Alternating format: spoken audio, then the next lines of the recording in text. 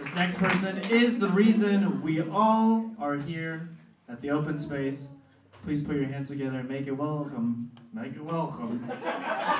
Make it welcome for Mallie. Gosh, you guys. Make it welcome for Mallie McCown, everybody. There you go. Those are words. Keep it going. Thank you so much, Robbie, for being here. Thanks, everybody. Kurt, what a great set. All right. So, I was thinking about how to open my set tonight, and I wanted something like to hook everybody right away. So, my choices were between a bit about masturbation or a bit about crickets.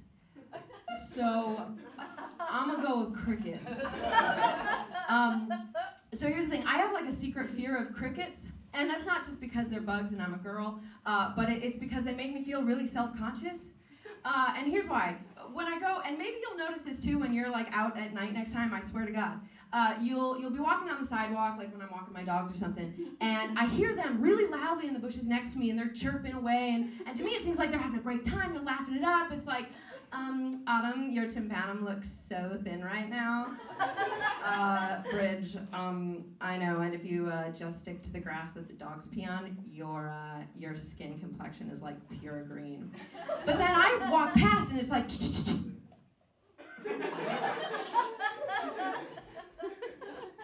I don't know why they do that. They shut up immediately.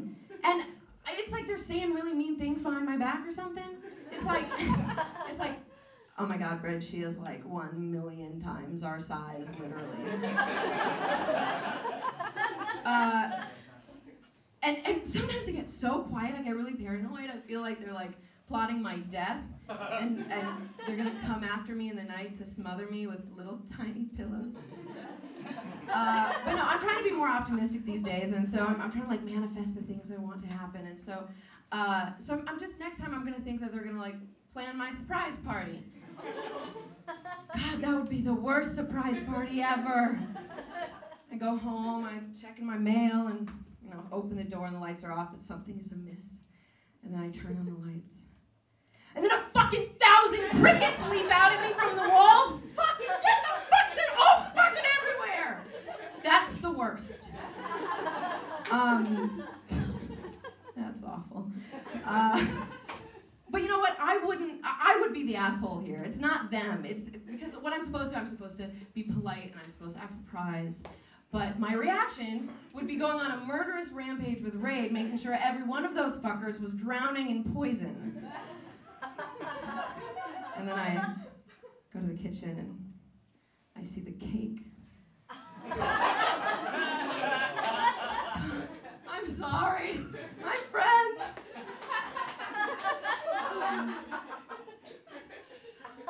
You guys are nice. So, do you guys remember peepholes? I do. Those were fun. They were kind of like the first caller ID, I think. I mean, now it's so easy to avoid people. You just like swipe them away. You don't have to tiptoe away from the door like you're in an Elmer Fudd cartoon and like hide under a table. Did you guys used to do that? Because I'm learning a lot about myself right now. But you know what? Before peepholes, you know what we had?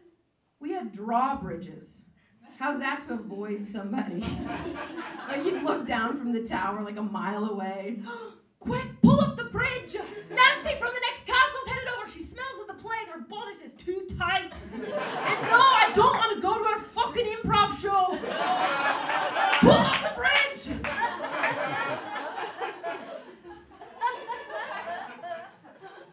I had a hamster growing up.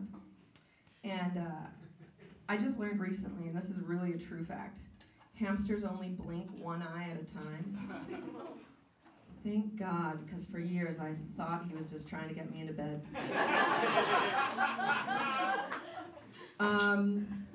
So I just recently broke up with a boyfriend of 5 years. Yay! Oh, that reaction was nice. Thanks for the support.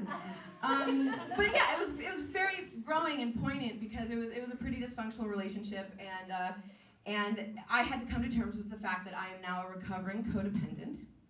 And just to clear something up, for educational purposes, a lot of people think codependents are people who are really clingy or can't do anything by themselves, have to be with this other. That's not what it is. A codependent is simply a person who supports or enables somebody else's addiction or mental illness. And so essentially, codependents are fixers who also have terrible self-worth problems and abandonment issues. So I'm a writer.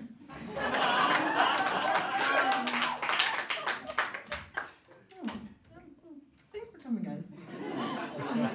But gosh, where was I? Oh yeah, so in order to heal from the process, I actually went through a 12-step program, which was very interesting. And I'm really excited to, because essentially it was my own addiction of helping this person. And I'm really excited to meet other people who have gone through the same 12-step process, and I love that. But I'm also really scared, because what if I go up and somebody's like, oh yeah, 12 steps. I'm a recovering alcoholic.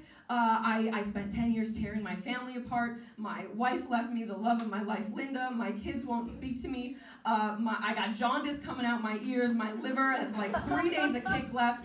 I killed my dog on the bottle. My doctor has pretty much declared me dead already, and I can't really get my life back. What about you? What's your addiction?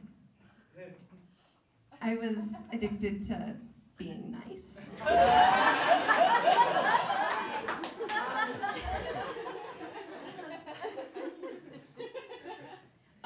But 12-step programs, man, I mean, they're, first off, how'd they get to 12?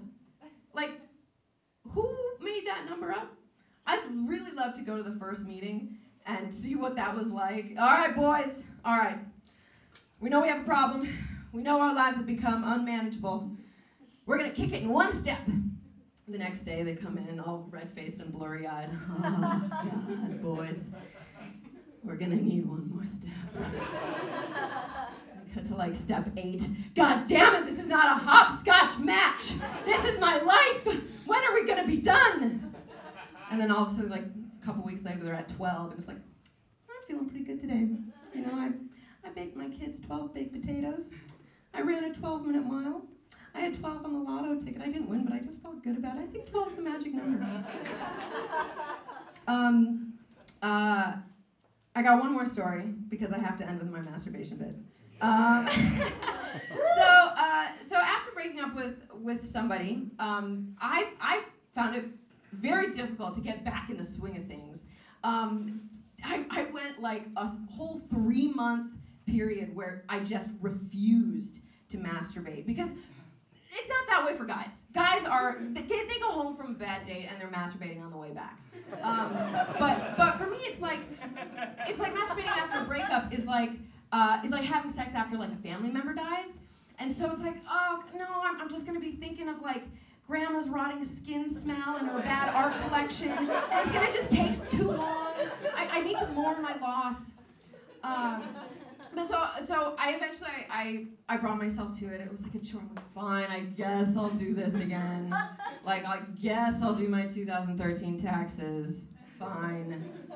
And so I do it, and it was the clouds had parted. I was in a transition from Breaking Bad. Mountains were rising and recessing back to the seas. A dandelion was blooming over here. I was watching the entirety of planet Earth, all in one fell swoop. It was Christmas morning when Jimmy Stewart's oh, Mary, I never knew I had so many friends. I was Scrooge.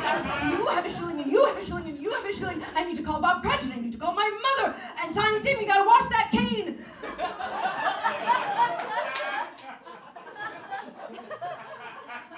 That's gross. All right, so yeah, if you feel stagnant, just masturbate. And that's my set, guys. Thanks so much.